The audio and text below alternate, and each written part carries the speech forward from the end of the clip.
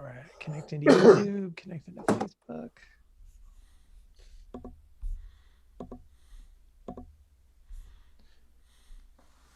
You guys are live. What's up, Fool Podcast? James Hound, Rodrigo Torres, Martin Rizzo. We have our guest right here, Alonzo Bodden, man, a guy that I've known from the moment I started doing stand-up back in the days at the Natural Fudge.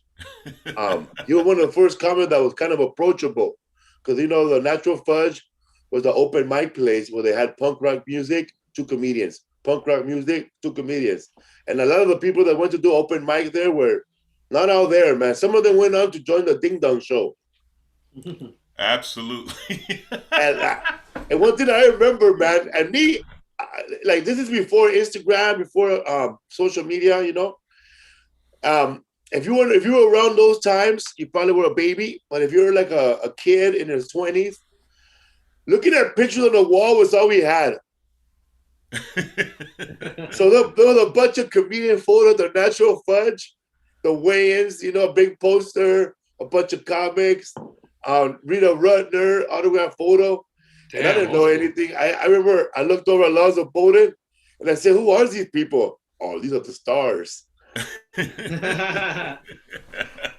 Yeah, it was, I don't know when the Fudge started, but all the people on the wall were the stars from the 80s. Right, because this was in you started in the late 90s, right? Yeah, late 90s. Yeah, because I started in the early 90s, so I was a couple of years ahead of you. But those were all the 80s stars, and man, you go all the way. I remember the Natural Fudge. I was thinking of tortillas, but shit, by the time we got to tortillas, we were working. Yeah, man. I remember. We used to always have to watch Brian Holtzman go up at the end of Natural Fudge, and all he did was talk bad about the place, talk bad about the lady, talk bad about Johnny, the owner, and thank you. I remember when I was down one time, I remember that I did the Tuesday night comedy night with Laugh Factory where Jay Marcella gives you advice. And then it rings that little bell, right? If you go over. And I remember I talked to you. And I was bummed. I don't know if we talked on the phone or in person. And I was feeling bad, dude. Like you know what? Not like quitting bad, like, but what the fuck? You know, you've been doing it for 5 years, hard, and this fool with no wearing no shoes, laying down, gives you this. And I remember you said, man, I remember you're like, you and Brad Williams actually. I remember Brad Williams told me, Felipe, don't feel bad. You know what Jay Masala told me? He said that I should gather up all the little people in Hollywood, all the little people that I can find, and we can have the biggest little person show in Hollywood. And then you told me that Jay Masala told you that you should put on shoulder pads and be the football comic. Yep. And I said, then I felt a lot better. Right? That was his brilliant advice, that I should go on stage in a uniform and be the sports comic. He said you could wear basketball uniform, you wear football uniform. You know, I love Jamie, man. I've known Jamie for, I don't know, 20, 25 years now, whatever. And the one good thing Jamie did for me when I did the open mic was he hired me as a doorman. And I got to do spots when people didn't show up. So that lasted for about a year. I don't remember you as a doorman. Yeah. I don't remember as a doorman, but I do remember when I used to drive to Waldo's, you know, Hollywood. Yeah. Right there on you know, on the main on Highland. But after doing all those shows, and it's like 11:45, you know, if you're an open micer, if you have no TV credits, you got no business being out past 10. Ain't nobody gonna put you up. Man, you're gonna be a guy that hangs out, you know, or draws or drawing or playing chess while the comedy show is going on. But I remember driving home, and I think you got to host Fox, or not Fox, but the Keller West comedy show at midnight. Oh yeah, Fraser Smith, the Fraser Smith at the midnight. I used to do his warm up. Yeah, and that's how I used to listen to you, and I remember going. They used to pump me up, But I remember there was a lot of Jamie would try to get up on stage too and bomb. Yeah, Jamie would be drunk every week. He was buddy. Playing buddy. Yeah. But Frazier had me for a couple of years. I would write jokes for Fraze and I would do the warm up. And that show was everybody hung out at that show. That show was great. Yeah, it was on KLSX radio. And I told people we had everyone from the Lakers to porn stars would hang out at that show because Frazier was like the rock DJ back in the day. You know, he was like the big name, so everyone came to his show, man. Yeah, those days were fun. I remember when we were hanging out at the Ice House, and there was a couple of comics that I recognized from my son's television show. I think it was like 96, 97. And man, when that guy said that you were one of the monsters on Transformers, I was like, what the fuck? Whoa. You know what? I started hanging out with somebody that's doing it. Because and then because there was a chubby guy that was on the show that had lines, and he was there with you. Yeah. I'm trying to remember his name. His name on the show was Bulk. He played a character called Bulk, but I can't remember his name. He was an actor. I used to do the voices for monsters, like "Welcome Rangers, we are here to destroy you." Oh shit! For Power Rangers? Yeah, but I'm sorry, I said Transformers, but I was wrong. It's Power Rangers. Power Rangers. Oh, okay. Yeah, I know you're talking about the guy Bulk, one of the bullies on the show. Yeah, Bulk was he was cool as hell. Bulk was cool. Were you in the movie too? Yeah, I was in the movie. I was what was I? I can't remember what the name. Something Tron, like Ultratron or something. I don't know what it was. But you know what's funny? You know how I got that job? I used to drive trucks for the show. Like I was on the crew as a truck driver, and the sound guy heard me talking, and he just heard my voice, and he was like, "Yo, you want to be a monster?" And I was like, "Hell yeah!" Yeah, that's how it happened. It was just he just heard me talking, and he was like, "Man, you could do monster voices." So I ended up doing monsters for about 2 or 3 years. Yeah, I knew all of the original Rangers. You know, the first Black Ranger, Pink Ranger, Amy Jo, and Walter, and all of them. The movie was just on the other night. I saw Jason. I was like, damn, I remember Jason when he came in as the Green Ranger, and all the kids were like, oh shit, we love the Green Ranger. And, yeah. Jason David Frank, right? Yeah. What? Jason David Frank. The yeah. We had you know what the big secret was with him, right? What? He was married. Oh. He was married and had a kid, but since he was playing a teenager, they didn't want anyone to know he had a family. He was like, I don't know, 23, 24, something like that. But yeah, they didn't want anybody to know. That was like the big secret. Don't let anyone know he's married. That's insane. That's crazy. Maybe I just gave it away. Maybe I just blew it. 25 years later. We had a guest here, and one of the guests, she brought over a friend of hers. And then we kept looking at him and looked familiar. And it was, he said he played the Blue Ranger. I think later on, his name was Roger Velasco. Yeah, later seasons. Oh, okay. Yeah, and I just knew the original ones and a couple of the replacements. But what happened was, what did they call it? It was like the World Peace Conference or something like that. But anytime a Ranger went to that, like they never came back. Like that's how they knew they would get written off the show. If you went to the World Peace Council or whatever it was, like nobody ever made it back from that. That was all. If you saw that in the script, it was like, oh well. You know that comedian George Perez? Yeah, he had a podcast called George Perez Stories with Side Dick Eddie. When he got locked up because of a prior charge, he got out. He's doing fine now. But he said that he saw the White Ranger in there. Really? Yeah. It could happen. The early shows, right? It was all non-union. Like they weren't getting paid much. They were all young actors. Their first job. You know how it is. You take any job you can get. And when the show started, it was a big show in Japan, right? It was a huge in the 70s and 80s. Those were for years. Yeah, it was huge. And so when they brought it over, as a matter of fact, a lot of the early fight scenes were from the Japanese show. Like they would just splice them in to the American show, but nobody knew who they were or what it could be. And then in like, I don't know, in the first 6 weeks, because I think the first run was 6 weeks, it became this huge hit. But they had all already signed their contracts. Damn. So they wasn't getting paid, and then they wanted more money, and people were like, listen, nobody knows who you are because you're in a helmet. Like, you're a red guy in a helmet. Like, how much can you negotiate, And then they found they would change Rangers, but Every kids season. didn't care. Kids still watched the show. Yeah, kids didn't care unless you really- change that. Unless you I'm change sorry. that, the Pink Ranger, everybody recognizes that. Amy Jo, so I'll tell you the thing about Amy baby. Jo, and Amy Jo was hot. She was an ex-gymnast. Yeah. So when it became a hit, everybody would come visit the set. I mean, we had like Marsha Clark from the OJ trial and rock stars like Aerosmith and anyone who had kids wanted to visit the set because they wanted their kids to meet the Power Rangers. But Dad always wanted to meet Amy Jo.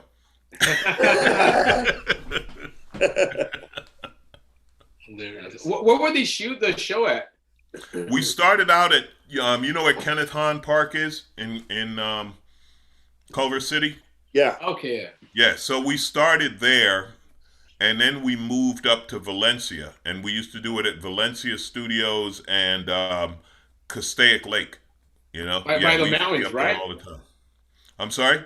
By the mountains, right there. Yeah. Like if you keep going up the 5 right before you hit the Grapevine. Yeah, we used to do it. All the outdoor stuff we did at Castaic Lake, and the studio stuff we did in Valencia. Okay, because now I know that they shoot it, I think, in New Zealand to be close to Japan for the.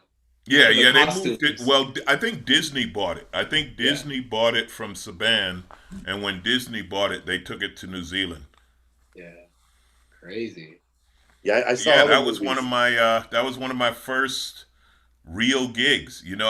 As a matter of fact, I used to wear my Power Ranger jacket, like I had a crew jacket, and parents would stop me. They were like, the Power Rangers, like can you help my kid get, the prop guy used to sell autographed scripts. He'd get the Power Rangers to sign their sides every day. Damn. And then he would sell them online until they caught him and made him stop. I mean, it was crazy how big that show was. That Huge. show, it's one of those things where you do it, right, and you're part of it, but you don't realize how big it is until you see the reaction of people. Yeah, it was huge. It was huge, man. That one movie with the purple goo when the kids took over, Oh yeah. were trying to kill all their parents. Mhm. That was that one day. It's I remember deep, I remember your old bits, bro. Watching I'm you sorry? perform. I remember your old bits. Watching you perform. Sometimes we talk about you and we mention them, man. Like when you said that, talking about the football player. I remember you had a joke at the Natural Fudge that I used to die. When you're a new comic, you just laugh at stuff you never, because it's so funny, and you never see it on TV. Like everybody else, like Richard Pryor, Robert Williams, their acts. But to see a whole new act, I was like, damn. I was dying, man, when you had that bit about, and you can't even do that joke because it's so outdated, Yeah. I say you want a job, as a football player, but not a football player. The guy holding the fucking cord for the coach. Oh man, you know what's funny about this? Really, like I'm like this with George Wallace. Like I remember jokes. I used to watch George in the '90s when I was a doorman at the factory, and I remember jokes he did, and he's like, "What?" And this is like, cause I was working when you were starting out, so Yeah. you remember shit that I did that I don't like. You remind me, I don't remember it, but I do remember the joke about how do you get the job being the guy with the cord, because that's all he had to do was walk around behind, but you could never let the cord get tangled up, and he couldn't. Yeah, I remember that. But that's what Jamie thought. He saw that and Shoulder pads. Helmet. Man, those days were fun though. And now it's funny because now it's like the same thing all over again with the pandemic, right? Because it's like, yeah, Tuesday night there's a show on the roof downtown, and then Friday night there's a show. Ahmed got a show out by the pool in Venice, And then you know it's like we're hustling again, like the days when we used to work bars and bowling alleys and shit. I know, man. I was doing an interview for my show in El Paso, March 6th this weekend. That lady was asking me, have you done a drive-in show before? I said yes, but I've been doing stand-up comedy for like over 20 years now. So I've been through worse already, Oh yeah, like, we've done. I mean, when I'm you're for sure, up, Alonzo, I've seen you do shows where the mic doesn't fucking work no more.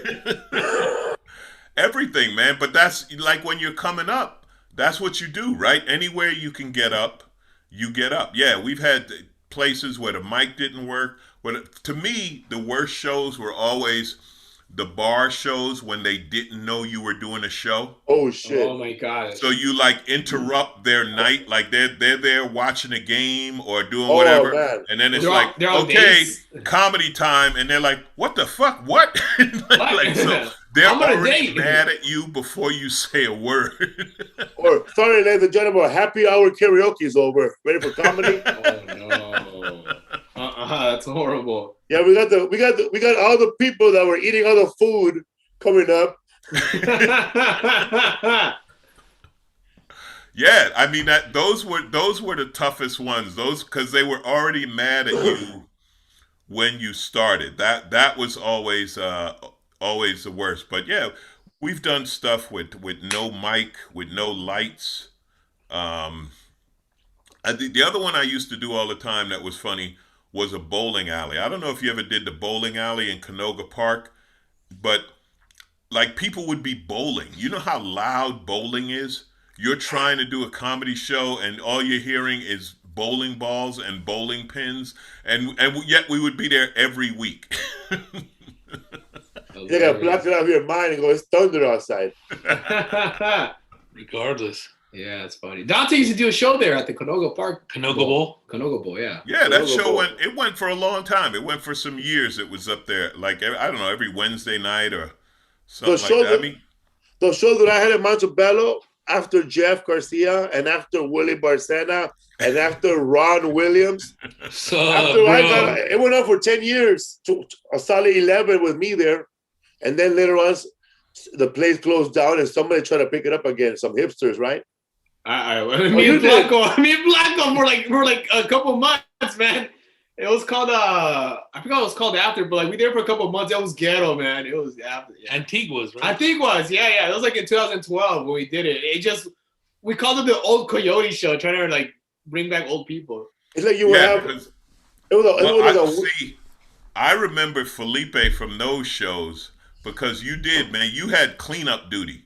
You had like everyone had already been on, everything was burned out, and then you come up on stage, hey fool, and it was like, this guy's got the worst spot. Hey, it worked though, right? You gotta earn their love at that place, man. Because I remember they'll love me 1 week, and then the next to come back 2 weeks, Bob hard, man. Like you're sitting at the bar, people are mad dogging you, man. Oh, I remember those. Yeah, those days were funny, man. That's when I used to make fun of the Raiders. I used to piss off all the Raider fans and shit. Tell them they were still living in the '80s and Marcus Allen don't play no more. You know. That's when you Fred Smith had all those Clipper jokes. Yep. All my jokes about playing for the Clippers. Yeah. I've been a Clipper fan for a long time, and they've sucked for a long time. So, except '94, they went to the playoffs. They went to they had a good team when they had Danny Manning. He had a good team, and then actually Doc Rivers went to the playoffs with him in '94. That was the year. You got to believe. Yeah, that was the year they ended up playing in Orange County and losing to Utah. Yeah, when you started off stand-up comedy, were you sober? Yeah, man. You know, I was too. Were you? Yeah, when I started off, I just came out of rehab. I was in rehab from 1991 to 92, and then I went back, but I was still sober, like sober living. Mm-hmm. Like I didn't like living at the sober living home because it was like too far. Like it was like, man, it was like in Workman, man, in the valley. and I was living in fucking Boyle Heights. So Damn. You know, I don't think I knew that. I don't think I knew you were sober back then.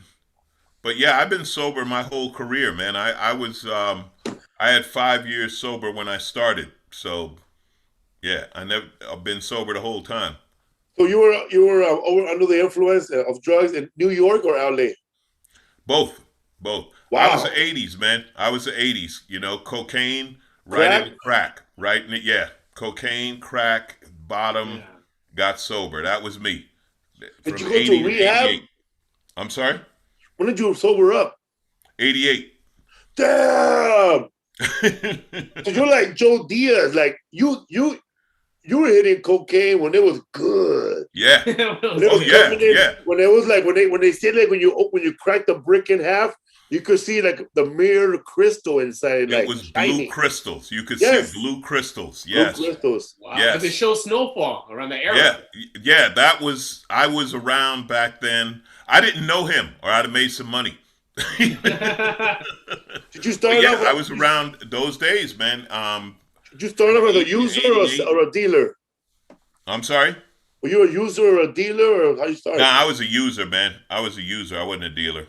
You mess around a little, but I never got into, which I'm glad I didn't, man, because I didn't want to go to jail for 20 years. The thing about crack that was really fucked up, like if you were black or Mexican and you got caught with any crack, your ass was gone. Like they 20 were years.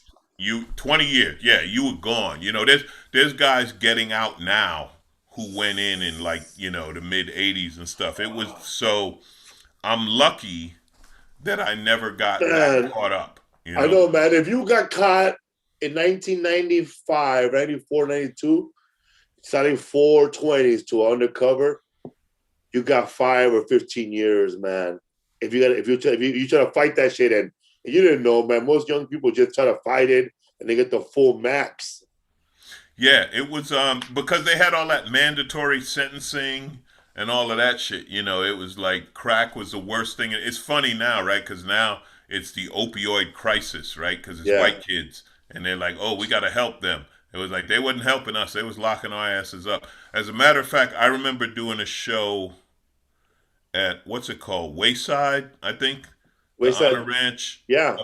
Up, and it was funny because I knew inmates and guards from Tortillas.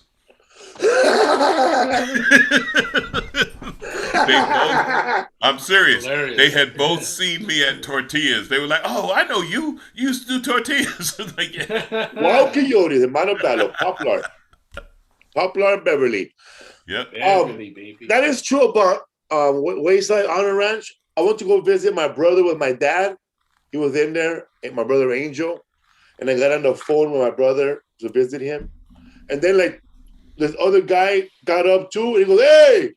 And he knew me from Daily Planet in Downey. Okay. So I sat down and talked to him too. What's up, dog? It's funny, like only like in these bars when you see like that type of thing, you see a guard or a cholo or a biker. I was doing a show in Sapphires in Alhambra. Right next to the Blue Iguana. I think Rick Ramos. So many people had rooms in that area, and I was there with that guy that does he's the Hemi. Oh, Reap. The dancing Cajun. Him and I were sitting there and we were doing our show, and then like there's two people are talking on the side, talking out loud. And then they just kept talking, and then we ignore them. After the show, we sit down and we're talking to them. What are you guys so happy about during the show? Oh, homie. This fool right here used to be my probation officer, when I was in juvie. Yeah, man, that's that was the life, right? That was our comedy in the 90s, I'd say. That was all through the 90s. Doing all of those rooms, getting the occasion. That's when you were lucky or happy to be in a comedy club, right? Yeah, man. You did comedy everywhere except comedy clubs. Yeah, man. Like I remember like comedians just talking about it and shit. That how was your weekend? I got up at the Improv at 1, and they were happy about that. Oh yeah. Me and Ruben Paul. You know Ruben. Yeah, man. Me and Ruben used to do the last spot at the Laugh Factory every Friday and Saturday. So one of us would be Friday and the other would be, and you know how the Laugh Factory was. The last spot was supposed to be at like 1, but the shit ran so late. You went up like right before 2. You know. Damn. And yeah, we used to do that every week. And you're in there with people that were there for the 10 o'clock show, Yep. not knowing the show continued. They had been there like it was a job. They had been there for like 4 hours. They were punching the clock. But you know what was great about doing that? You know what I liked about doing that? You didn't have to care because they'd already seen the show. You know what I mean? Like they like, you know, at that time it might have been like Damon Wayans was there, or Dom Herrera, or you know, whoever was big, whoever was hot at the time, Harlan Williams and all. So by the time you went up, it's like, look, you already had a show. I remember one night I had to go up and Chris Tucker and Chris Rock had gone on. Wow. And I was like, what the hell are you still doing here? Like, what more did you expect? You know what I mean? Who did you think was coming? Chris Tucker and Chris Rock, and you're still here. Who did you think was coming? You know, so it was fun because there was nothing to lose. You had nothing to lose. They, you know, what are you going to do? That's funny because I remember going to Dublin's, trying to get up, and I would just ask somebody, has Alonzo Bodden went up yet? And they would tell me, no. Okay, the show's still going on.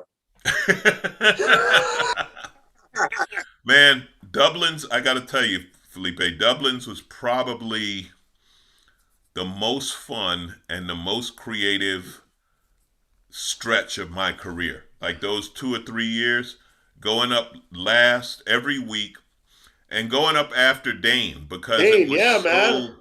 And Mitch Mulaney.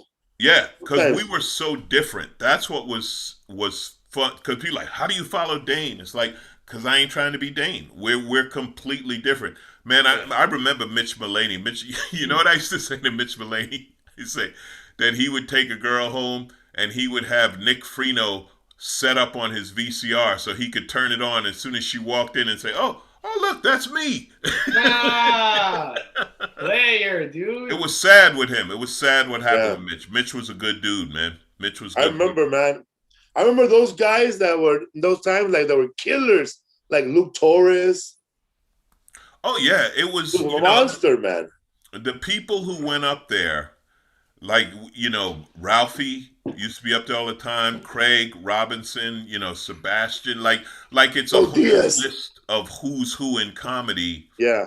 And we were all just, we were working, but we weren't names yet, you know, we were just working. And Dublin's was where we worked it out, man. That was fun. And then the big names would drop in, you know, it was like Chappelle did Dublin's, Rogan did Dublin's, Dice came to Dublin, like everybody. Oh. I remember when Roseanne came, and oh man, she was angry.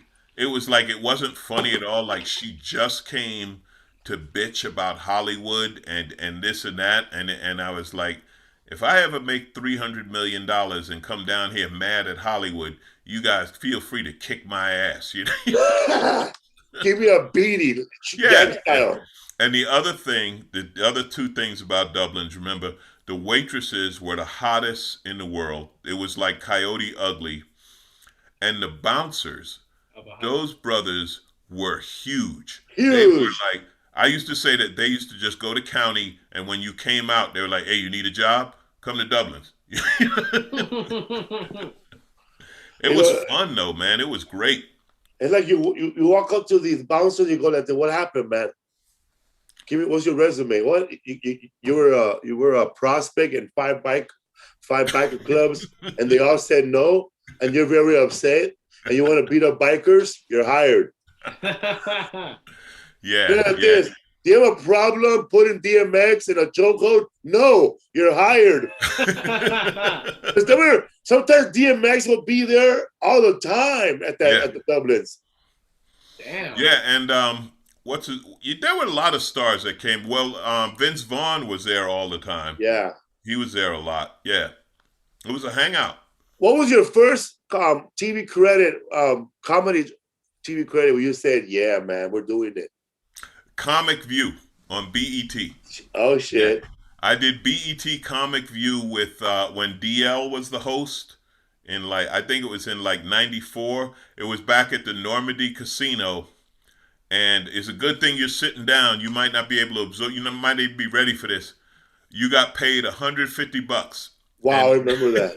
Yeah. Good. They wrote you the check as you were leaving. Like you went in and you did your set at the Normandy Casino, and then as you were walking out, they just wrote you a check for $150. And No dressing room and no makeup lady. No, hell no. It was BET. It was BET. But and no green room. No green room. No, the parking lot was the green room. You waited outside, then you went in, did your spot, and you came out and got paid.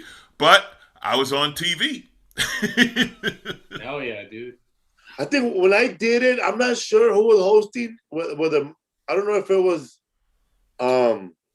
Gary Owens or somebody else, but I don't remember. But I was at Normandy Casino when I did it. Yeah, I did it 3 times. I did it once with DL, I did it once with Cedric, and then I went back and did it with Kevin Hart. But by the time, when Kevin Hart had taken over, it was a real show. It was a real TV show by then. Remember when everybody was complaining about the Comic View, and then Comic View said, "You know what? We're going to go to Atlanta and pay everybody cash." Yeah. They're paying $800 cash. I can't believe they could have done that in LA. Wow. Well, it was funny about that. They didn't start paying that till Viacom took over. So we were like, yeah, Black Entertainment TV didn't pay till the white man bought it. And then they will play you from here to infinity. Yeah. There was no residual. Like if you got paid $800, that was $10 a showing. Wow. The only show that keeps paying me right now is Comics Unleashed. Hell yeah, dude. Yeah, Byron was, Byron is the greatest host of all time, right? I mean, he put so much research into it. Come on, bro. He has writers, bro. He has great writers, bro. The great Wilson. Dude, that show plays all the time at the gym. I remember it would play at 2 a.m, at Planet Fitness. Comics Unleashed is like the Telemundo channel. You can have a TV with no antenna, break your television, turn it on, and Comics Unleashed comes out clear, and so does Telemundo. But all the other channels are shitty. It could be a hurricane outside. It's still playing perfectly, dude. When I did Comics Unleashed, I got lucky because I got to do it with 2 big comics, and I was doing Margaret Cho, the Pitbull of comedy, and Jasper Red, and me. Mm-hmm. Oh, cool. Yeah, I did it a couple of times. It's funny because what's funny when people say I saw you on Comics Unleashed, and it's like, thank you. I have no idea what you saw, because I did a few of them with different people, so I don't remember what I did or which one they saw. But yeah, it's still running, right? It's still on. It's still running. Yeah, it is. Yeah. And somebody sued him. I guess somebody sued the Byron Allen Comics Unleashed or the network that is from, and they sent me a check. Really? I was part of the lawsuit. I guess everybody has done the show. Oh, not that show. The other one, comedy.com.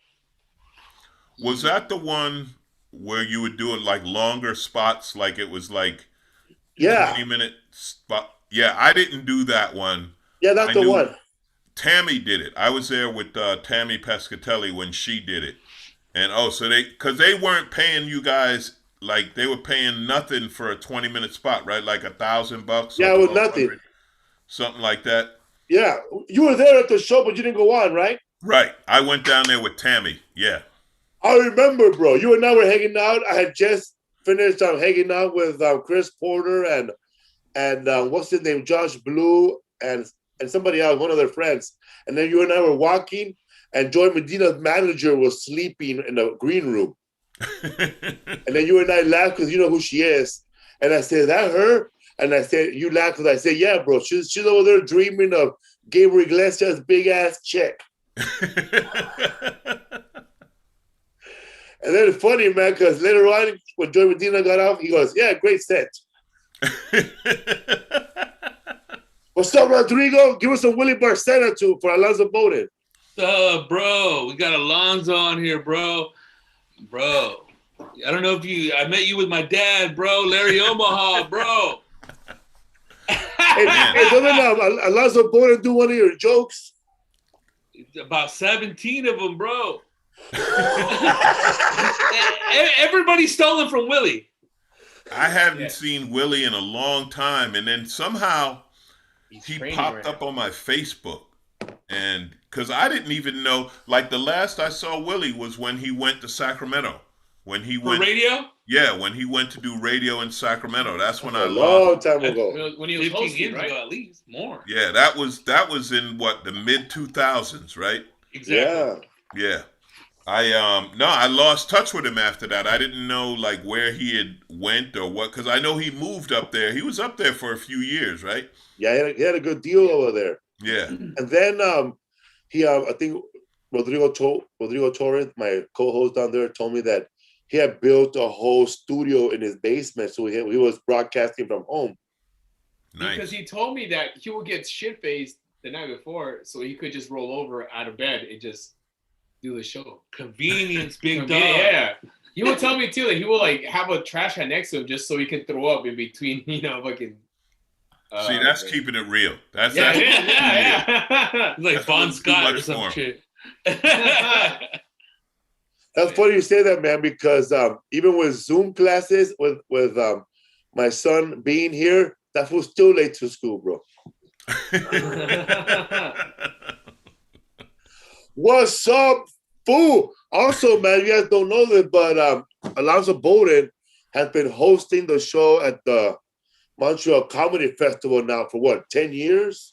Yeah, I've been hosting all different shows for, actually it's probably been longer than 10. I've been going to Just for Laughs for 20, let's see, I did New Faces in 97. No way! Yeah, I did New Faces. That really that long ago? Yeah. I did it in 05. Yeah, I did New Faces in 97. So that's what, 24 years ago? So I've been hosting stuff up there for probably the last 15 years. I mean, I've hosted everything except the gala. I've hosted like New Faces and the Ethnic Show and the awards shows, and I host JFL Bermuda. I mean, I love Just for Laughs, man. I go up there. You know, it's funny because, again, you don't know what your reputation is, right? You don't know what people think of you until you hear it. And then, you know, Kenya Burris is the guy who created Blackish, the writer, producer. Yes. So he came up there to get an award, right? And he runs Blackish. Kenya Burris is worth like, I don't know, $100 million or whatever. And he came up to me, he said, yo, man, they told me you're the mayor of Montreal. They told me anything I need, just ask you. That's cool. Yeah, he was asking me what strip clubs to go to, where to hang out, everything. Yeah, We had fun though. I hung out with him. He was really cool. You know, we had a good time. I love Montreal, man. I love the city. I love the festival. You know, I doubt if it's going to happen this year though. I think it's going to be one more year before it happens. But yeah, that I go back a long way with JFL, man. It's crazy. I remember when I was on when I was on Last Comic Standing, you, Dante, and Gabriel Iglesias, and maybe like two other comedians. As soon as I got on to top 6, I immediately called you guys and I asked for advice, like what not to do. And then one thing you told me, you know what? Just be yourself, be real, man, because that's how they're looking for. They're looking for those inside stories, you know, like backstories. You know, you gotta be yourself. And then Gabriel said, "Don't bring your phone." And then Dante said, "Man, you gotta stand out, man. You gotta stand out." And then it was funny because when I did win Last Comic Standing, we had James Masada on the podcast, and I reminded him about what he told me. I don't see you making it for another 7 to 8 years. And he goes, and you were wrong about that because it took 13. Yeah, I remember you were talking when I saw you on you were on Snap on Instagram Live with was that comedian Godfrey? Yeah, with Dean Edwards. Oh, Dean Edwards, my bad, Dean Edwards. And you were talking about when you were in Last Comic Standing. They said that they were trying to they were trying to put you up against Corey Holcomb. But I remember that's why I started listening, because I caught the end part of that when you were talking about that. But I know you know me, man. I can't type that fast, you know. But I remember when you were on the show and you walked into the Comedy Magic Club, man. I never seen so many people walk up to you just to fucking want to know gossip, what's going on, and then that's when you first said that they're trying to pinpoint you with somebody, and then you got into an argument with somebody in there. I'm not like an argument, but I don't know if he works for the show and was at the Comedy Magic Club too, but he was trying to like say, nah, I didn't like that or whatever. But I don't know who it was, but I know that the other comedian was there too. Not Jay London, the other one, the guy who won. John Heffron? John Heffron was there. Yeah, yeah. But that's a long time ago. But I remember at the Comedy Magic Club, everybody walked up to you, wanted to know business. Yeah, well, me and Heff, we're still friends, man. He moved back to Detroit a couple of years ago. So I'll tell you what happened. I'll tell you the story with me and Corey Holcomb, right? So it was going to be 10 comics, and I found this out from one of the producers after they picked us, right? They said they only wanted one black comic. But they said me and Corey were so different that they could have both of us on the show, right? So when it came down to the finals, there were 6 of us, and 5 of us were going to make the finals, and me and Corey were both still in it, right? So me and Corey said, we were like, look, man, you know only one brother's going to make the final 5. Like, there ain't no way they're going to let both of us go to the final 5. So we were like, whoever goes, the other one got his back. You know what I mean? Like we knew that, I mean, come on, man, this is NBC, right? Prime time. They ain't putting 2 brothers in the top 5.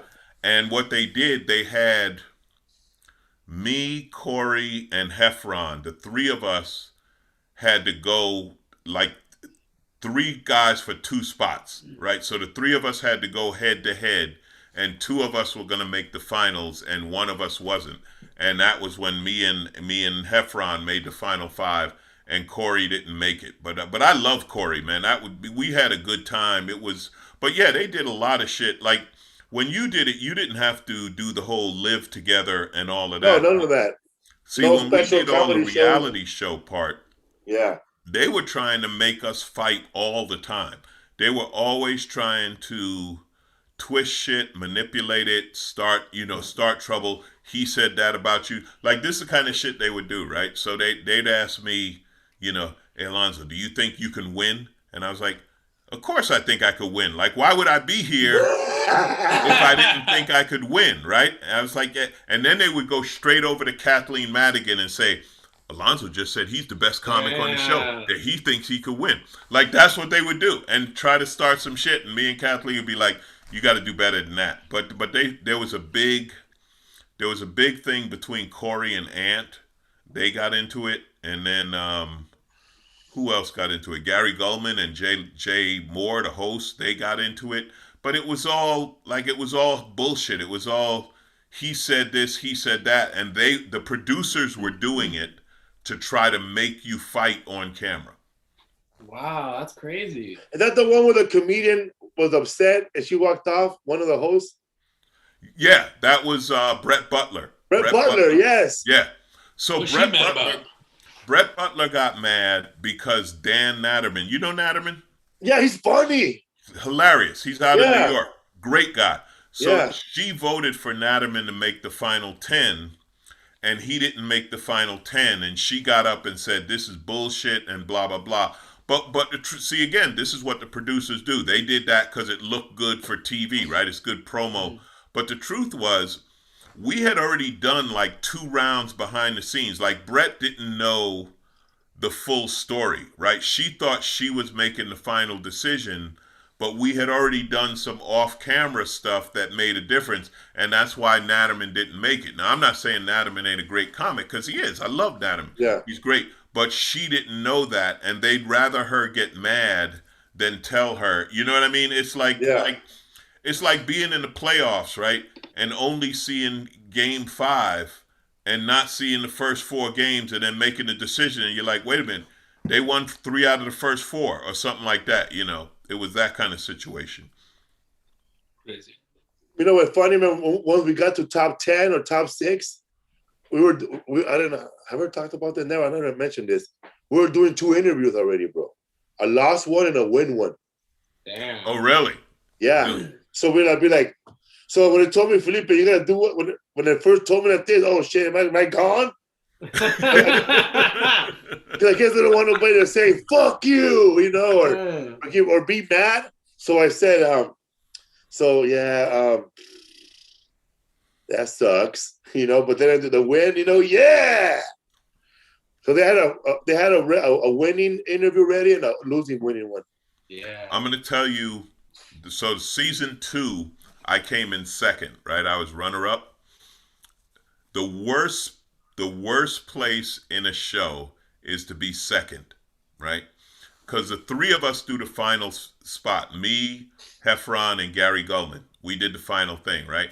So they're like, coming in third, Gary Gulman, you know, and the crowd's all, yeah, you know, they cheer him off and he waves and he leaves and they're like, and the winner of Last Comic Standing, John Heffron, and the confetti, and I'm just fucking standing there. You know, I'm just like, what? I came in second. Don't nobody care. And then Jay was like, congratulations. See you later. So I was glad I got to do season 3, man. I was glad I got to come back and win it. Didn't Jay Moore mention the winner on Howard Stern? It wasn't on Stern. It was in Phoenix. It was Phoenix. Good Morning Phoenix or whatever. Yeah. So they canceled the show, you know, before they showed the final episode. Shut up. Season 2 or season 3? So you didn't get the confetti? Nope. I didn't get confetti. Oh, shit. I didn't get the cannon. I didn't get nothing. They canceled the show. I think it was on a Wednesday, right? And then they said they called us. And they said, hey, we're not doing the last show. And we were like, well, who won? And they're like, because they had already had the vote, right? Because the vote was Tuesday night. So they knew who won, but they wouldn't tell us. So Thursday morning, and I was on tour with Gary Gulman and Jay London, right? And you know Jay London. Jay London's like out of his mind and shit. I know that. Jay is banging on my door at the hotel. And I'm like, what? Well, he said, you won. And I'm like, what are you talking about? He said, Jay Moore was just on TV in Phoenix, and he told us you won. So Jay got tired of him jerking around the show, and he was like, yeah, Alonzo Bodden won.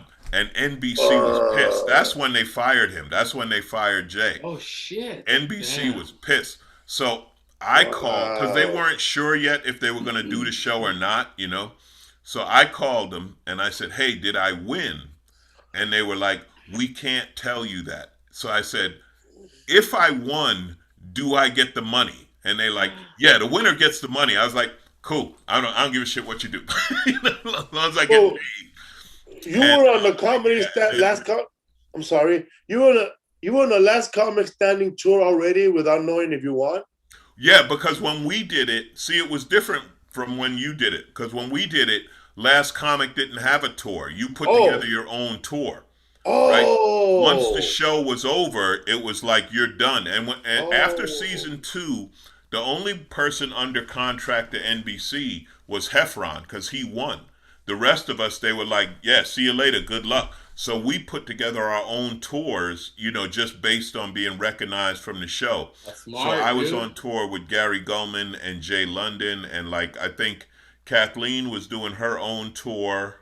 And Corey did some dates with Tammy and stuff like that. Yeah, NBC didn't have the tour when we did it. You made up your own. So we were out doing our own thing, and then they called us all to do season 3. But I don't think they started the official tour until like maybe season 5 or something like that. Because they probably saw the money potential after, right? I'm sorry. They probably saw the money potential after NBC. You know, we had more money potential because NBC Big wasn't time. paying us, right? But we didn't have the social media that you got, you know. Yeah. Because when we did it, you know, we joke, we had fucking MySpace. You know? Yeah. But that's all there was, right? That was 04 and 05. All there was MySpace. But by the time you did it, So Facebook. there was Facebook and Yeah. Twitter and stuff. So that made it. It was weird because you had more shit talking, right? Because it was right there. But Yeah. you also had a bigger following when you left the show. So You're right about that because there was a lot, like when I was on, there was a lot more shit talking, but I'm pretty sure 8, 9, and 10 was more hate and shit talking on social media. I don't think that fan would have been shitted on more if it was social media. oh yeah, they'd have destroyed him. you Or know? anybody, any woman, anybody that was like, put it this way, when I was on Last Comic Standing, and I remember signing those papers, and I signed them, and I read them over and over to make sure what was I signing, except when it got to the law stuff, you know, I'm pretty sure they're gonna rob me, you know. But there was a part there that said that they have the right. And I remember I was talking to one of the guys on the show that was mad about how he was being portrayed on the show, and I said, bro, there's a part right here that said that if NBC thinks that you could be a great asshole on the show for ratings, you're gonna be the asshole on the show, even though you're not. Yeah, well, they did that to Tammy. They did that Really? to Tammy Pescatelli. They always made Tammy look like a bitch on the show. Because she's real nice in person. It was good for ratings, and you're right. They would absolutely do it because all they had to do was cut different parts of what you said, right, and then put it back together, and it makes it sound like you said something completely different. So yeah, that was all. But you know, people got mad, but that's all part of the game. But ultimately, you got to be on TV in prime time. So what else you gonna do, right? How else you gonna get that? Yeah. I was on TV for 8, 9 weeks in a row, and some of the ratings were at 7.6, 8.8. I think 8, 9 were the highest. So I was happy, bro. I mean, win or lose, shit was gonna happen, bro. Yeah. I mean, just to be on TV. I mean, look, I did It was badass. I did it 15 years ago. People still remember it, you know. Alonzo, speaking of that tour with Gary Goldman and Jay London, when you were doing that tour, I was doing shows with another comic, and we went to Miami after you guys left. And I remember, I'm nosy. I asked him, what was it like, those 3 guys? He goes, it was a Cuban guy. It was a Cuban manager at the old Improv on Coconut Grove. Yeah, I remember. And he said, all he said was this: Jay London never has a lighter. He kept asking Alonzo Bodden for a lighter for cigarettes. Why don't he buy a lighter? Thank you. Jay was a trip, man. Jay, as a matter of fact, Jay got in trouble because he had this old gym bag, right? Oh my God, I know that gym bag. And he left it at a Starbucks. Like he left it, you know what I mean? Like, you know, with Homeland Security and shit, like if a bag is he had this old ripped up green bag that he just left on the floor of a Starbucks in Coconut Grove, and they had the cops come. They had the cops come and the dogs sniff it. Oh no! What did Jay say? You'll never see me again. Yeah, exactly. May I get my bag, if I may? What are the hog ties for? Thank you. So what you been up to, man, during the pandemic? What has stopped? Shit, man. I'm like everybody else, right? So Zooms. I'm going to West Palm this weekend. I'm doing West Palm. Like it's really, man, it's been a hustle. Some things come up. Like things had started, I had started working again, right? I didn't work from March until the beginning of July, right? Wow. And then I did a couple of things in July. Then like in August, I went to St. Louis. Then I went to Portland and I did a couple more. And then after Thanksgiving, it was in November when they had another spike, everything canceled. So my December got canceled. My January got canceled. Last month I went to Tempe. I did one weekend in Tempe, and now I'm going to West Palm. So it's I'll tell you, man, it's been a hustle. I've been lucky to work some and do some of the, the outdoor live gigs and a couple of drive-ins. The drive-in, and you're doing it in a couple of weeks. You're doing Irvine, right? Felipe, I have the worst luck in Irvine. So the first time I was scheduled to do Irvine in December, the fires came. Oh shit! They canceled the show because of smoke. Right? In the middle of the pandemic, I got canceled for smoke. I was supposed to do it 2 weeks ago, and it was when those winds came. Oh, that's right. Well, Jay Moore. They canceled that one. They were like, yeah, we got 50-mile-an-hour winds, can't put up the screens, the shows can't. So now I'm booked again. I think I'm supposed to do it in March or something like, I don't even know. But yeah, whenever I book Irvine, there's going to be like a major event. Like next, there's going to be, I don't know, a tidal wave or plague. I don't know what's going to happen. That's for the day the spaceship lands. Yeah, exactly. There's always something when I'm supposed to do, when I'm supposed to go to Irvine. But, I'm like everybody else, man. I'm trying to hang, I'm not moving to Austin. Everybody else. Not yet anyway. I know, man. It's too cold. Yeah, so I remember last comic standing. Now that you talk about when you were mentioning that they can't have me and Corey Holcomb to the top 10, and I remember because you stopped by every once in a while on my season. I remember seeing you. Yeah. They had me come in and do like I did a guest spot once and then something else. Yeah, I remember that it was Roy Woods Jr. And Lil Rel and the other comedian. He was on the George Lopez show. Marv or Maz. Oh, Maranzio. Maranzio Vance, yes. Funny guy. And you just walked up to him and said 3 words, and I fucking died. I was in the back. I say, y'all ain't gonna make it to the top 6. I'm gonna be one of you guys. Yeah, there's a limit. And I was like, oh, hell yeah. Alonzo over there psyching out the competition. I got so my Lil Rel story, and it was funny. So I was a judge for season 5, right? We were picking the comics, and Lil Rel, we were in Minneapolis, and he came up from Chicago, and he tried out in Minneapolis, and he didn't make it, right? So now it's, I don't know how many years later. It was after Get Out. And I saw him at this show and I said, yo, man, let me talk to you. No, I know where it was. It was in Montreal. It was at Just for Laughs. And I said, listen, man, I guess we were wrong about you. And he laughed his ass up.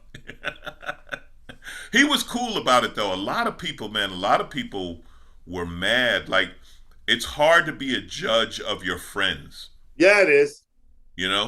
Because some people get it. Like some people know, hey, it's a job, it's a show, it is what it is.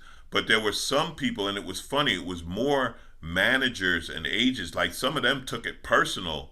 And it was like, yo, man, I can't. This is the problem of being a judge, right? You have to judge them based on the set they did that night.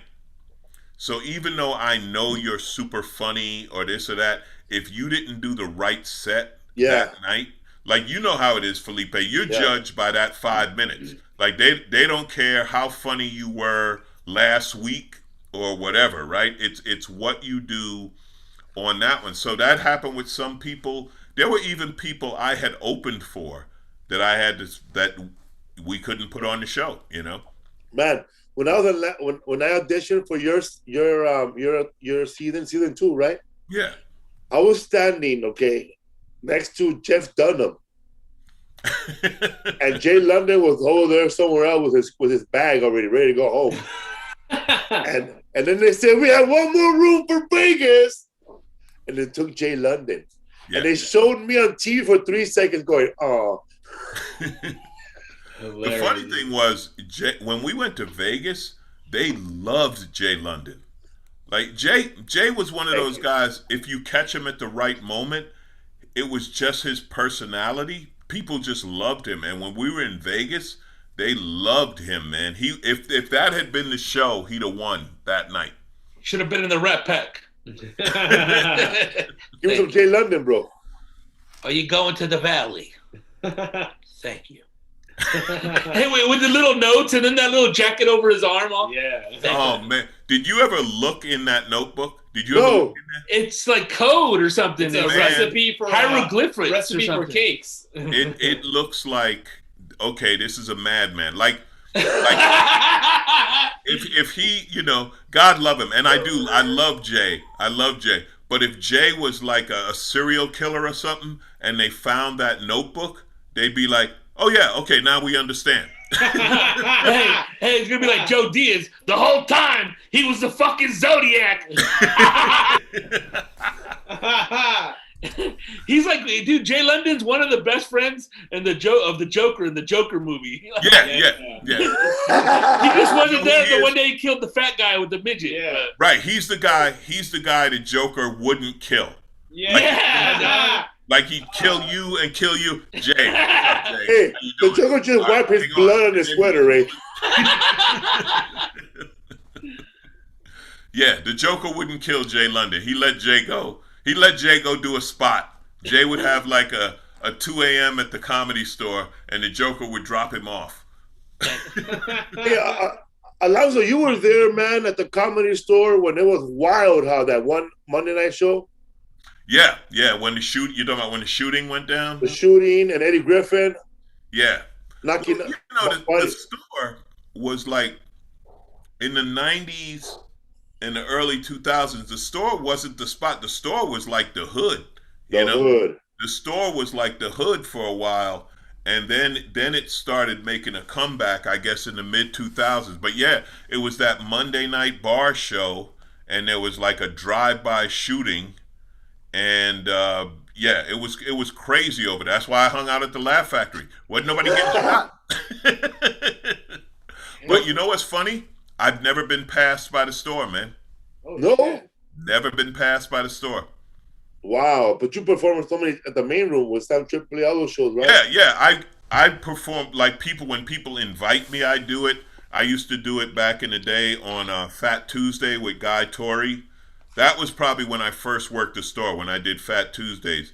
And then people would ask me to do shows, but I never officially became a Wow, I thought we thought you were. Comedy Store guy. I thought you were, and you just stopped going. Nah. That's crazy. Were you in were you at the show when I remember when you were talking about doing that Fat Tuesday? That show was probably the biggest show at the time, man. Like you see celebrities there, man, basketball players. Farrakhan's son in a Ferrari. Oh yeah, Fat Tuesdays was huge, and there was nothing else going on there. But Tuesday night, everybody in town hung out at Fat Tuesday. That's probably where Shaq got the idea for him to start producing and stuff like that. Everybody was there on Tuesday nights. Did you audition for Def Jam the first time or ever? No, I never got to audition for the old Def Jam. I wasn't established enough yet. You know what I mean? I was still a rookie. I did get to do the Apollo. I did the Apollo Comedy Hour, so that was cool. But I never did Def Jam. Damn. So before the pandemic, I see your names at the clubs that I go to, but you do a lot of corporate stuff too, right? You do any other like? I wouldn't say I do a lot of corporates, but I do some corporates. Yeah.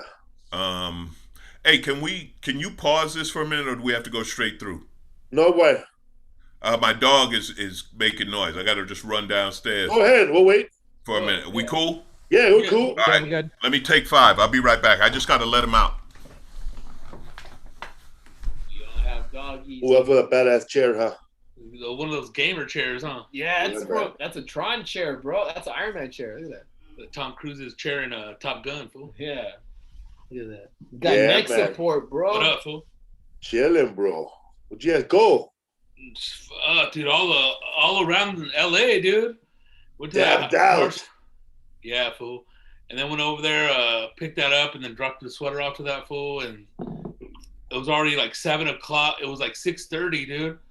And then we went to La Estrella real quick, ate, and then came over here, fool, with 10 minutes to spare. The liquid is seeping through the fucking clay. You see how wet it is from the outside? What the fuck? Where's La Estrella? The one where? In right there on Lorena, right there by the freeway. Oh, well, so hey, what's up with Joey Diaz playing guitar, bro? He wants to join Slaughter now, eh? Hey, fool, it wasn't even plugged in, dog.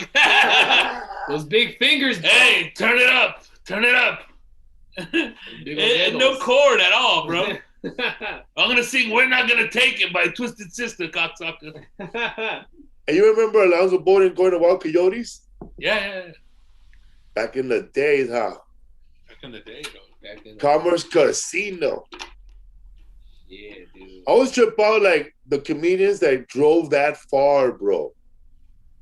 To Wild Coyotes. Wild Coyotes, Montebello, Poplar, and Beverly, it's far, bro. From like North Hollywood to the Valley? Where I live right now, it is fucking far. But and where you live right now is far. Hell yeah. The thing about that is freeways aren't really that close to there for some reason, you know? Like the 60 or the 5, you know? You still got to drive to get there, you know? Absolutely. You got to drive. Fucking genius over here. That's fucking Martin Thomas guy, eh? Remember that shit, bro? Before GPS and all that, and you want to go to a show, you have to go to a Thomas guide, dude. Cool. I remember when MapQuest first came out. Hey, I didn't know how to use that shit, though. Me neither. Though. Imagine doing Lyft and all that shit without MapQuest, like a fucking cab driver. That would have sucked. You'd be cussing yourself out, you stupid motherfucker. Imagine a picture of Rizzo lost, eh? What was the address again?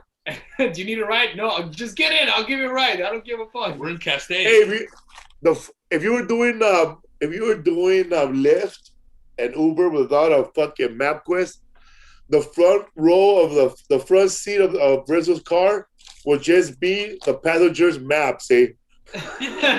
Aquí, llévame aquí. Like, what? Aquí, no sé dónde. Haz una derecha aquí, cabrón. I'd be a raitero, the ones outside the fucking Greyhound station in downtown, bro. Hey, do those choferos, you know, the gypsy cabs, the bootleg paisa cabs, the unlicensed cabs, are they still around in LA? Yeah. Hell yeah. They are, dude. Outside the Greyhound station, dude. They're just chilling right there. There's still people that only got a cell phone and no internet.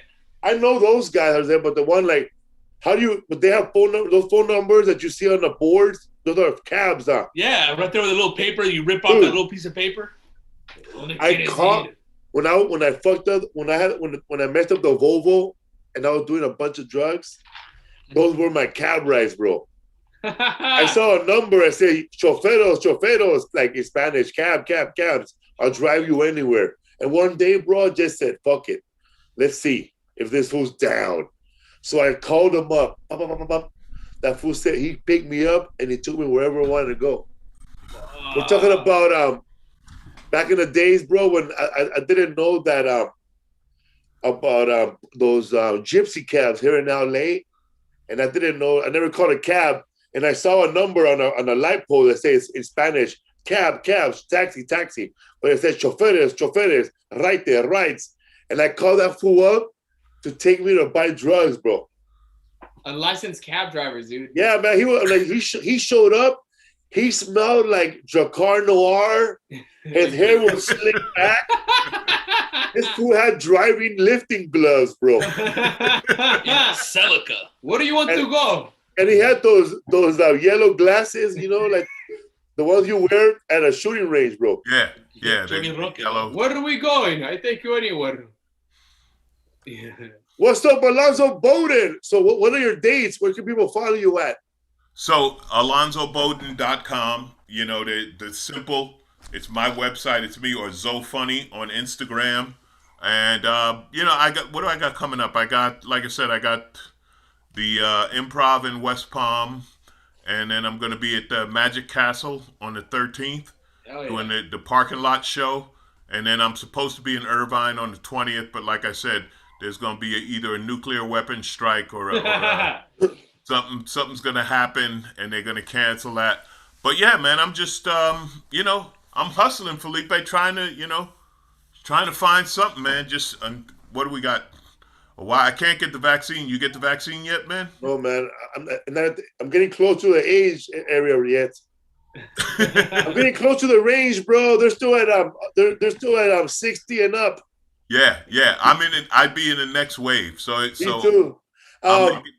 In the next wave, I'll get a shot, or else I'm gonna go down. I tried to tell him I was George Wallace, but they had his picture, so. Let's go to TJ, get the shots. Alonzo, are you still a big motorcycle buff? Love bikes, man. I love bikes. Love riding. Yes or no? And you were in a motorcycle magazine in the front page, right? Yes. I've done 2 of them. I've had Cafe Racer and then another motorcycle, BMW motorcycle magazine. Yeah, I've been on the cover too. And you know who uses me a lot with motorcycles? Leno on Leno's Garage. I've done 3 episodes of Leno's Garage with motorcycles. We have a guy here that listens to the podcast, and right now he's probably chatting live with us, named Greg Riley. Shout out to Greg Riley, and he hooked up Dean Del Rey with a Harley Davidson. How about giving one to Alonzo Bodden? You know what, man? I'll tell you, this is exactly how it happens. They lend them to me, and they give them to Jay. What the? They'll let me ride it for a week or something, or 2 weeks, and then I got to give it back. But Jay never has to give it back. I remember back in the day at the Rumba Room over there at Universal City. You pulled up with a Hayabusa one time. Yeah, I had a Hayabusa. Hayabusa, that little Suzuki. Mm-hmm. It was 1,000. I remember that. Yeah, that was a fast bike, man.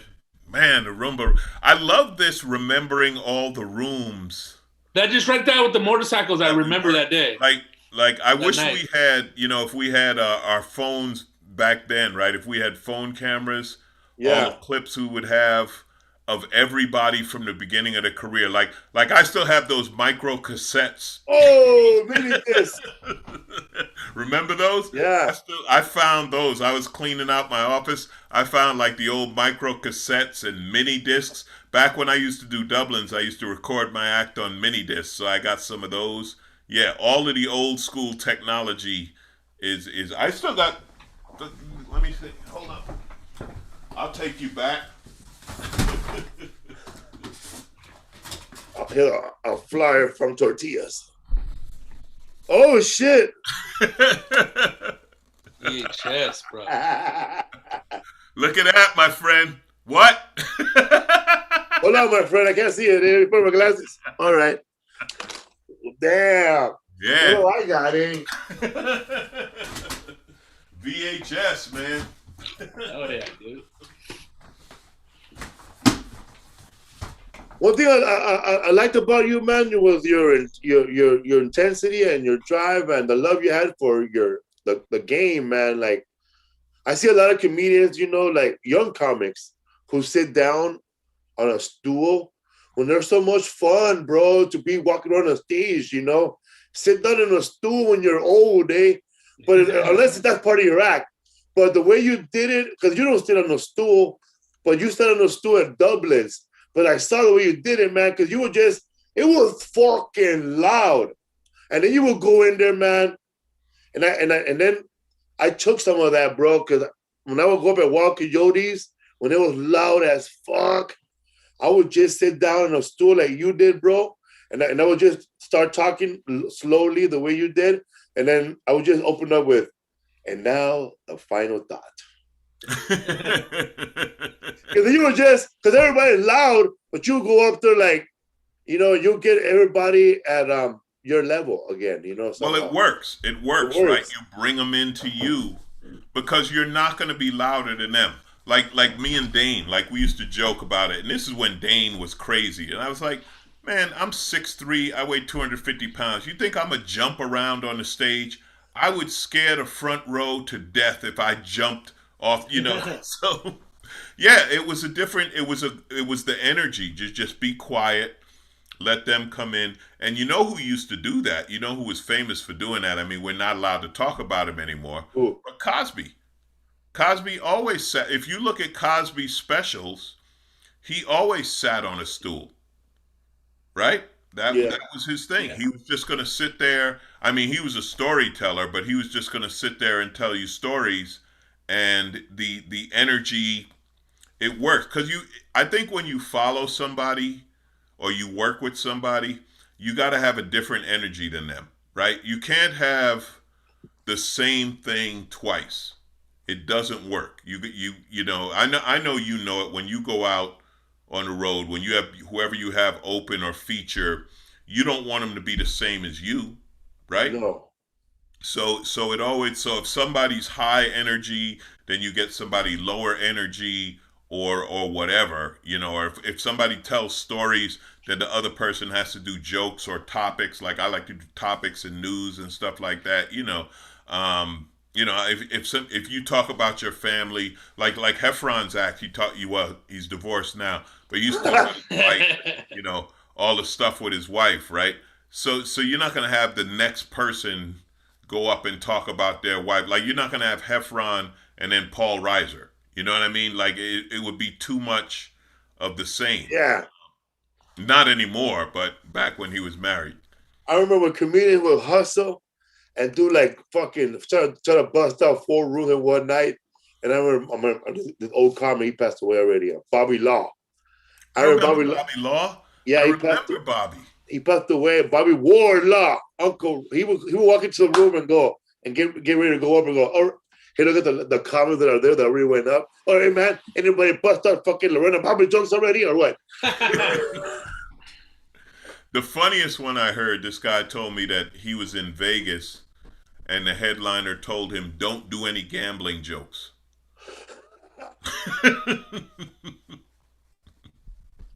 You had a. I remember one of your jokes was the tropical jokes was during like the first fires back in the 90s, and you said 1,000 oaks, just a couple of oaks. 1,000 oaks, just 200-300 oaks now. Did you write for the Tonight Show too? Yeah, I did the Tonight Show with Leno. I did it. I did a lot of them. I even did his 10 o'clock show. Remember when they put Conan on 11:30 and Jay at 10? I did the 10 o'clock show with Jay. Yeah, Jay used to like me, man. Jay gave me a lot of love. I haven't done it. Have you done it, Fallon? Have you done Fallon? No, I haven't done Fallon. I've only done a Tonight Show as a sketch comedian with Elon Gold. As a bailiff. Okay. As a bailiff. Yeah, I haven't done it with Fallon. And I never, you know, the one I wish I did that I never did. I never got to do Letterman. I never got to do Letterman either because the guy that booked the show, he booked a Latino every 10 years. When that fool got fired after everything he said about Amy Schumer, I said, well, I thought he got fired because he only hired a Latino every 10 years. Because I know that in the 80s, in the 1990s, he had Greg Giraldo. Mm-hmm. And then after that, he got Chris Fonseca. And then he had, I don't know if Gene Pompa ever did it. Gene Pompa ever did it? No? Not that I know. He's a Conan dude. But it's intended you can count all the Latinos that have been on the show, dude. Yeah. You know what I mean? The last one was Cristela Alonso, but she got to sit down. Right. But she had her series. She had her show. But man. I can't even remember his name, but he told me one time, he said, yeah, you're not a Letterman guy. Oh, Eddie Brill, right? Eddie Brill, that was his name. And I'll tell you, payback's a bitch because we were on the same show in Sarasota, Florida. It was like a weekend comedy thing they were doing. Yeah. And I just went up and I got a standing ovation, just walked off. And I walked right by him and I said, yeah, I'm not a Letterman guy. And just left. Damn, dude. Late. Oh, man. Yeah, I would have threw the microphone into the audience and hit somebody with it, eh? Yeah, Eddie Brill. Eddie Brill, yeah, he didn't give a lot of people, you know, I don't know, man. It sucks when, I think when you get that job, right, booking the shows like that, when you get an older comic, they have their prejudices. They have whatever they have, you know what I mean? And they're not going to be as open. I think it should be more than one person booking a show like that. Yeah. I know, man, because a lot of the old guys, they go with what worked back then, you know. Right. So they're afraid to try new things. They want to piss off the boss. They wait for the boss to say, "I like it." Oh yeah, we always liked it. I like it too. And you get that power trip too, probably. That's the. But we don't even need them no more, bro. There's Mexican people who are comedians now that just go on fucking Instagram, and that's how they're gonna make their money. And we're never gonna see them on TV, on Comedy Central or SNL, but they're cashing in Ford money. Yeah. Yeah, there's huge stars that nobody. Huge. Right? But that was like back in the day with colleges. I can't remember this guy's name, but he was from St. Louis, and he was like this big college comedy guy. And the guy made over $1 million a year doing colleges, and never did TV or any of that. You know, just wow. Yeah, I mean, he would do tons of schools, but he was getting $10,000-$20,000, whatever, for a school. You talking about the Chinaman? No, but I don't know. I don't remember his name. All I remember was he lived in St. Louis because he said he could get a mansion in St. Louis for the price of a house in L.A. Nice. Still the case right now. That's right. How long you been in LA for as long as I've known you, right? Yeah. I came to LA in '80. I came in before I was a comic. Before I was a comic, I came to LA right after high school. Wow, man. Mm-hmm.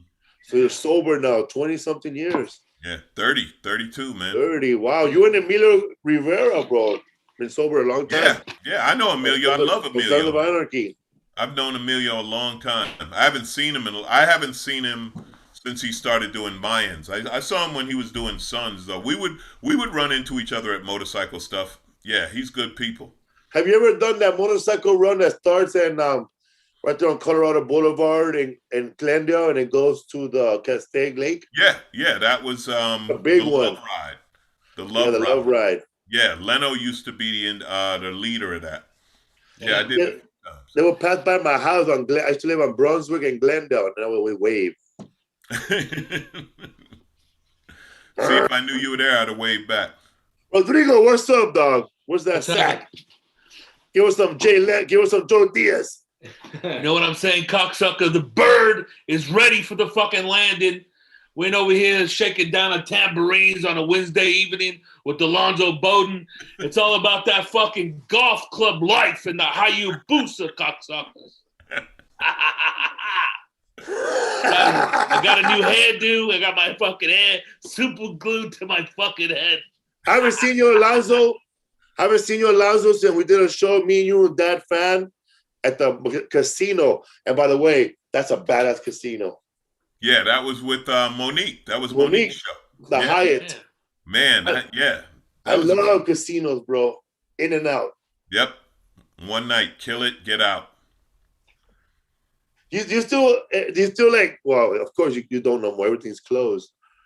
You know what? When we were on the road, we ran into a couple of baseball players, and they came to our show. One of them played with the Angels, and another played with the Cleveland Indians. And they're both straight up rookies. Like, this is their first year. We were in the green room hanging out. And you know me, I started asking questions like, what's it like to be out there as a pro and cheering? And I forgot, we're in a pandemic. They said, we don't know. We don't know. The stadium's empty. We don't know what that's like. That's funny. I wonder if players are going to start playing differently once the crowds show up. Are they going to play better? Are they going to get worse? Or psychological? I know psychologically it's going to be different. Because a comedian, it's going to be different for the ones who never did it because they're not used to the pressure. Oh yeah, because they get booed, bro. It was like last year, like in the playoffs, and I love LeBron. I'm happy LeBron won. But it's not the same as if you're traveling and you're in other arenas and people are booing you and cheering for you and this and that. I look forward to that, man. You know it's got to suck, man. You look at like the Raiders and the Rams. You have a brand new stadium, right? $1 billion stadium, and nobody can come. Yeah. I just right? can't wait, man, till everything starts opening up. Hopefully, it will be full blown open by January of next year. Where everything's normal. But man, I just can't wait, man, to do all these comedy shows, to go back on the road. To get back to work, man. Hell yeah, man! I just miss chilling in my hotel room, man. Or even just check. I'm not a big football fan. I'm not a big football fan. But I like waking up sometimes when I'm on the road in the West Coast and it's 9 o'clock in the morning and all the games are on. Yeah.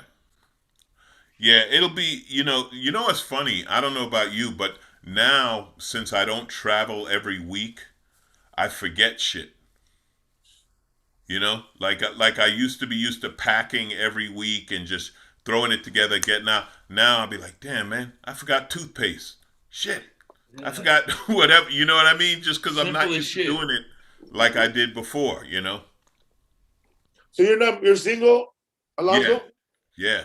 I remember you had a bit that some girl left you because your penis was too big. Well, Hey, thank you for mentioning that. A lot of my friends, the comics I grew up with, they're always surprised of the memory I have of them. That is cool. You do remember. I love you, man. You're an awesome dude. Thank you, man. You remember You've bits always I don't. been the man. I always liked you, man, because even when I was messing up, you never looked at me like I was a loser, bro. You just said, Felipe, you look like you laugh most of the time because I would say something funny like, I remember, man, I don't know if I said something bad about the devil, Jeff, or something, but you died, bro. And I said, hell yeah. Well, the thing you always had, right, and you still have it, people just like you. I mean, it sounds weird, but it is true. You were always smiling. You were always having a good time. No matter how the set went, you were having fun on stage. So I think people connected to that. Thank you, man. What was your first show in LA? My first show, I don't even know if you remember this place, the LA Cabaret in Encino in the Valley. Yeah. I did their open mic. They had an open mic, the little stage in the corner of the bar. That was the first show I ever did.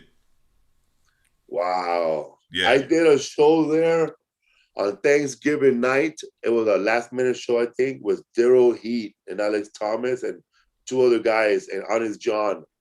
And I remember Daryl Heat was making fun of this man all night. I really thought they were going to kill him. My favorite moment at the LA Cabaret, I'll never forget. You remember Bob Zaney? Bob Zaney? Yeah. Yes.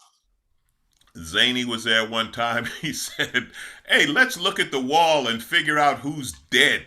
Because they had all those pictures, all the old comics. I'll never forget that. That was hilarious. Were you there at the Kramer thing at the Laugh Factory? I wasn't there that night. No, I wasn't there. I heard about it, but I wasn't there that night. Cause we had a couple of comics that had to go up that night. And we had Johnny Sanchez here. We had Ruben Paul. Yeah, I'm sure that was. They said that night like Sinbad was there, even though he never came. He just happened to come in that night. The one night. Yeah, when that went down. Yeah, no, I missed that day.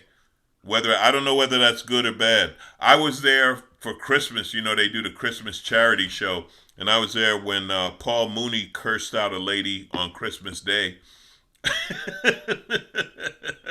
I had to follow that, so.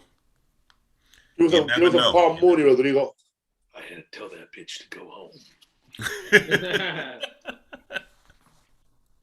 Damn. So what's next, Alonzo? Man, let's see. I don't know.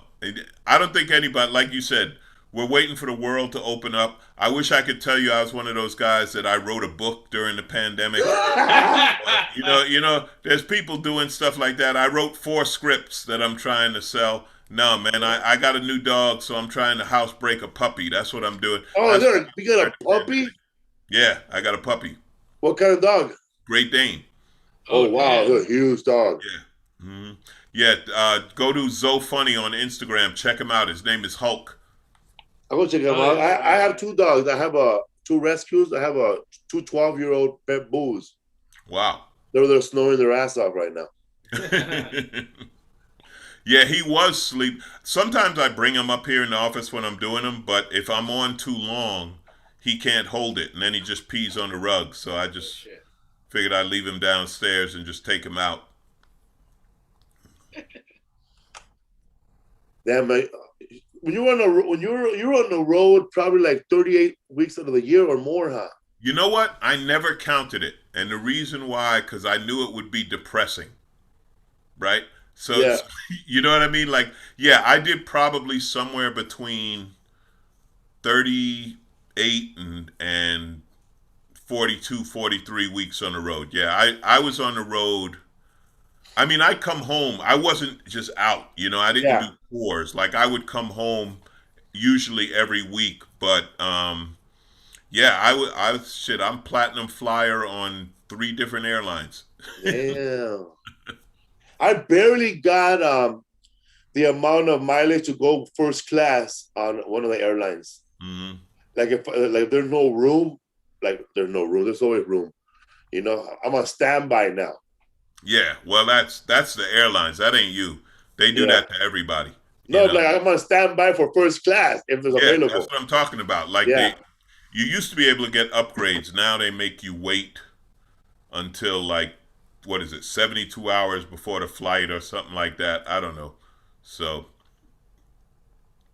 What's up, fool? Rodrigo, what's up with your podcast, bro? Chilling. We got episode 77, and I got a new episode dropping 78 with Rizzo. And we have Los Podcasts del Norte, episode 36, huh? Yeah. You ready for El Paso, Texas? No mask mandate, bro. I'm scared, but I'm ready. It's been nice knowing you. Because some guy got mad today, bro, because he told me, and that fool, he's not even going to the show, right? He said, no mask mandate in Texas.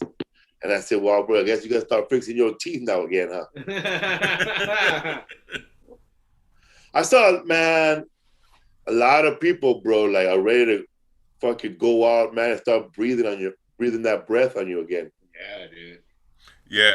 Are you doing merch? Are you doing merchandise after the shows? We do merch, but we don't do no meet and greet. We don't go out there and shake hands with nobody no more. Yeah. Yeah, I don't do any of it, man. It's like I don't want to, because they're going to be right on top of you, you know? So. And if you tell them to wear the mask during the photo, they'll ask you, can I take it off? Can I take it off? So might as well don't even be out there, you know? Because you don't want to deal with, can I take my mask off? Can I leave it on? And they'll take a selfie and then, nah, man. Yeah. I'll wait till everything's... I did one beach show and the security guy, you know the metal parking barriers like they use for the lines and stuff? He put that in front of me so they couldn't come close. Crazy. Oh yeah. But yeah, what's up, fool? What happened? I just do the show and thank you, good night. I don't want to, I'm trying to live to do another one. Yeah, I'm shaking hands like Howard Mandel now with my shirt. What's up, fool podcast? Thank you very much, Alonzo Bodden, man. Thank you, brother. So funny. I love you, brother. It's good. I love you too, man. You guys take care, and when the world's open, we're gonna. Hey, let's go back to the Natural Fudge. I wonder what that place is now. I wonder it's a theater now, regular theater. Oh, okay. Yeah, because I know that Johnny died, and I don't know what happened to the wife. She probably ran out with a Mexican cook. Thank you, my brother. Thank you, man. Fun. We Follow Alonzo Bodden, people. Yeah, man. Take care. Bring that back.